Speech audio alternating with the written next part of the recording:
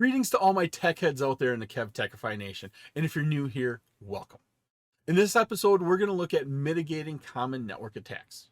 We'll be discussing defending the network, mitigating malware, mitigating worms, mitigating reconnaissance attacks, mitigating access attacks, and finally, mitigating denial of service attacks. This episode is part of my series on network security. I'm Kevin, here at KevTechify. Let's get this adventure started.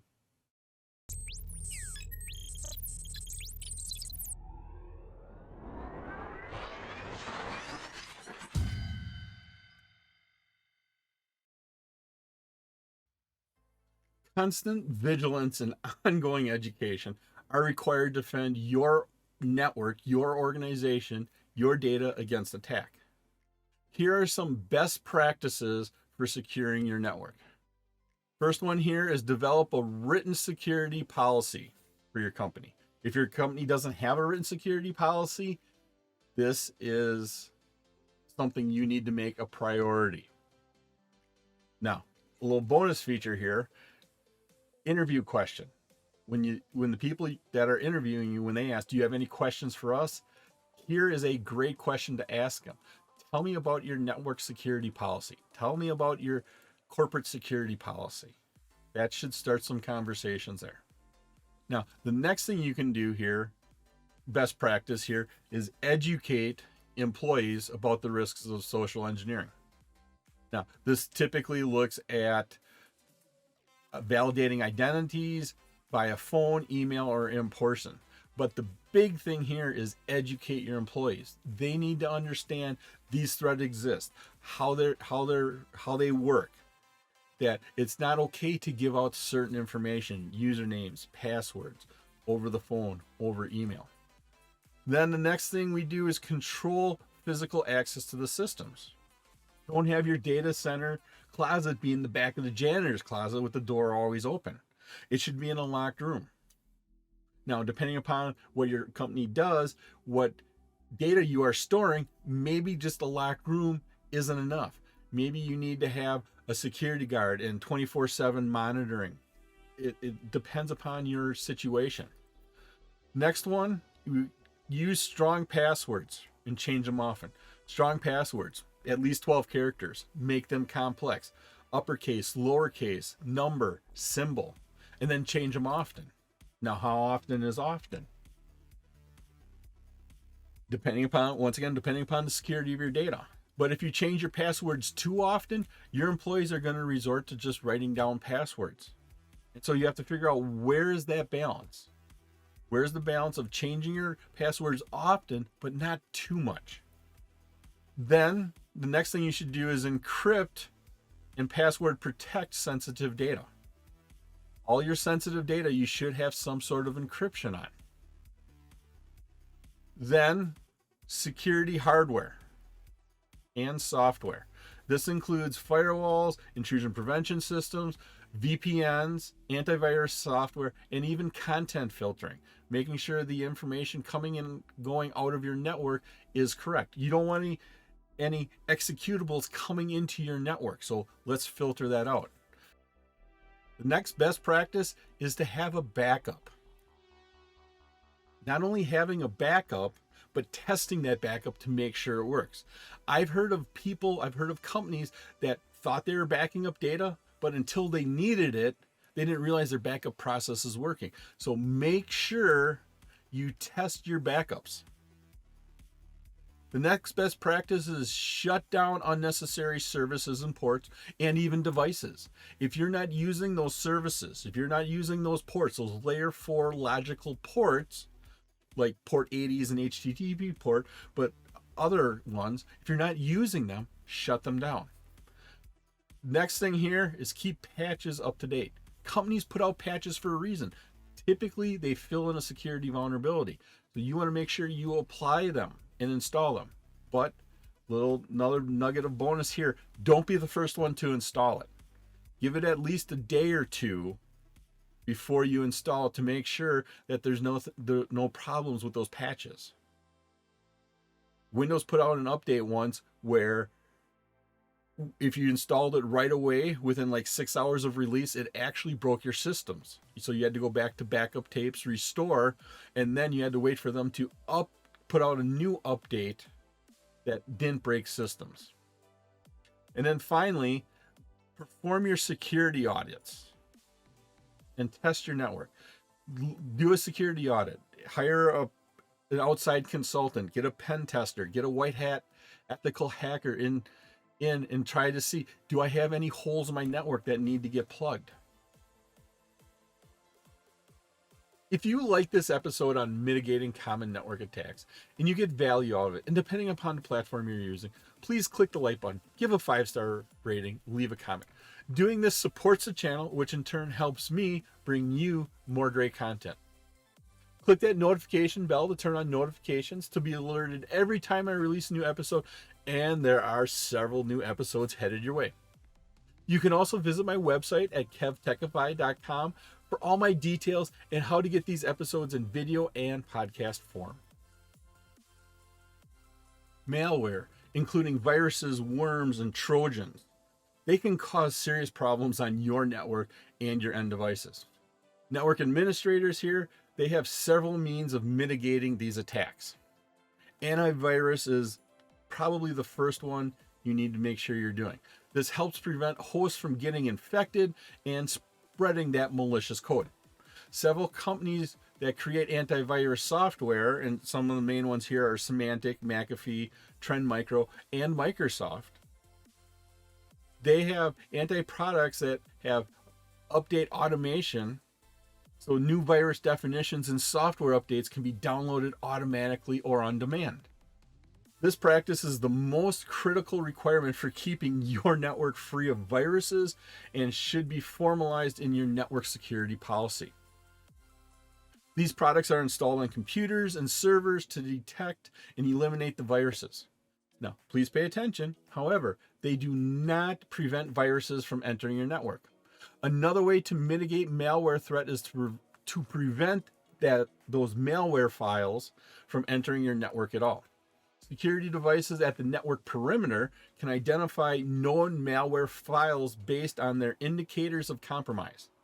The files can be removed from the incoming data stream before they can cause an incident on your network. Worms are more network-based than viruses are. Worm mitigation requires diligence and coordination on the part of network security professionals. Now, the response to a worm attack, it can be broken down into 4 phases: containment, inoculation, quarantine, and treatment. Containment. First one here is containment. Now, this phase, it involves limiting the spread of the worm to areas of the network that are already infected. So you just, whatever is infected, let's quarantine them off, keep it there, keep that worm. This requires compartmentalization and segmentation of the network. Hopefully you're going to slow it down or even stop the worm from spreading, and to prevent currently infected hosts from targeting and infecting other systems. Containment requires using both outgoing and incoming access control lists on routers and firewalls to control points within the network. The next step here is inoculation. This phase runs parallel to or after the containment phase. During this inoculation phase, all uninfected systems are patched with the appropriate vendor patch. Hopefully your vendor has identified a problem and you're able to put that patch out there before they're infected. This inoculation process further deprives the worm of available targets on your network. Then we have quarantine. The quarantine phase involves tracking down and identifying infected machines within contained areas and disconnecting, blocking, or removing them from your network. This isolates these systems appropriately for the treatment phase. And the last step here is our treatment phase. Now, what this is actively disinfecting the infected systems. This can involve terminating the worm process, removing modified files or system settings that the worm set up, and patching the vulnerabilities the worm used to exploit the system. Alternatively, and in more severe cases, the system may need to be reinstalled to ensure the worm and its products are removed. Worms are notorious, especially in the last couple of years, of infecting and contaminating your network, but then they go dormant for a period of time, be it days, weeks, or even months. You think you have everything taken care of, and then all of a sudden, bam, that worm hits again. Reconnaissance attacks are typically the precursor to other attacks that are designed to gain unauthorized access to your network or disrupt network functionality. You can detect when a reconnaissance attack is underway. What you're going to receive notifications from pre-configured alarms. You have to pre-configure these alarms, but when they're set off, you will know that somebody is trying to do recon on your network. These alarms are triggered when certain parameters are exceeded, such as the number of ICMP requests per second, ICMP ping requests. Reconnaissance attacks can be mitigated in several ways. Here are a couple of them. First one here is implementing authentication to ensure proper access. The next one, use encryption to render packet sniffer attacks useless.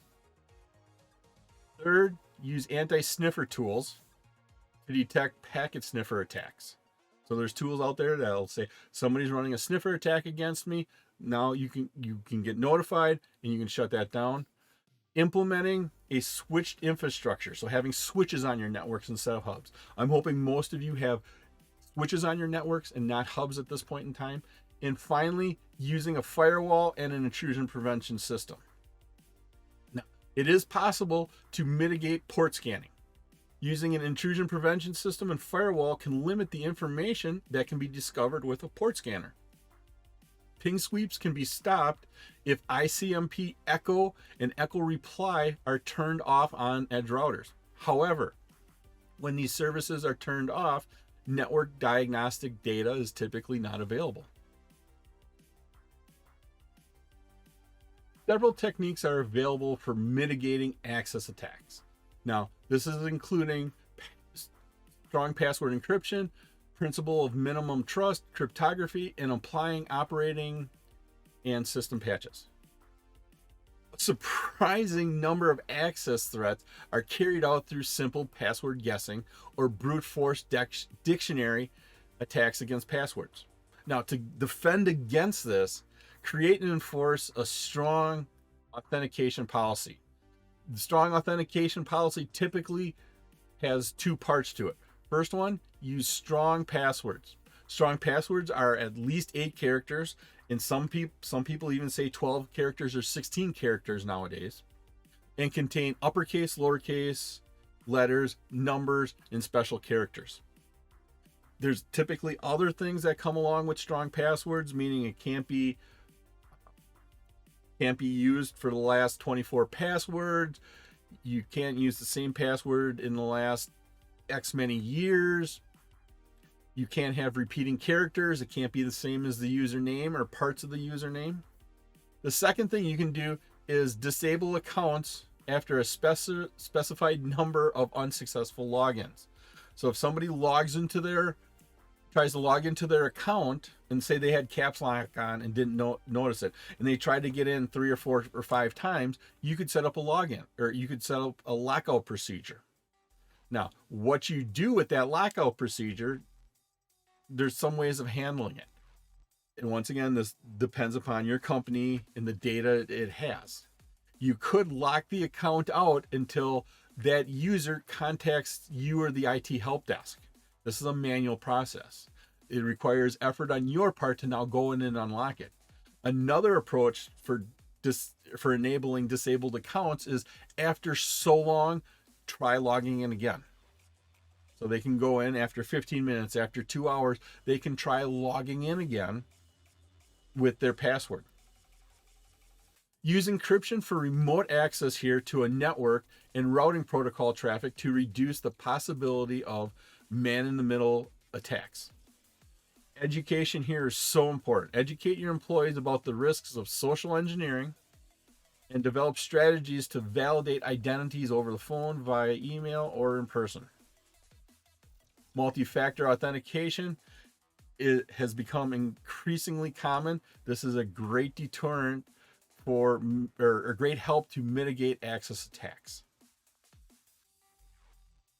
One of the first signs of a denial of service attack is a large number of user complaints about unavailable resources or unusually slow network performance. Network utilization graphs showing unusual activity could indicate your denial of a service attack. To minimize the number of attacks, a network utilization software package should be running at all times. Now, historically, many denial of service attacks were sourced from spoof addresses. A lot of routers and switches support many anti-spoofing technologies. Here's a list of some of them: port security, DHCP snooping, IP source guard, ARP inspection, and access control lists. It was my pleasure to provide you with this wonderful episode on common network attacks. If you like this episode and you got value out of it, and depending upon the platform you're using, please click that like button, give a 5-star rating, leave a comment. This all helps me bring you more great content. Please take a minute to subscribe to my channel and click that notification bell. That way you'll be alerted every time I release a new episode, and there are quite a few episodes headed your way.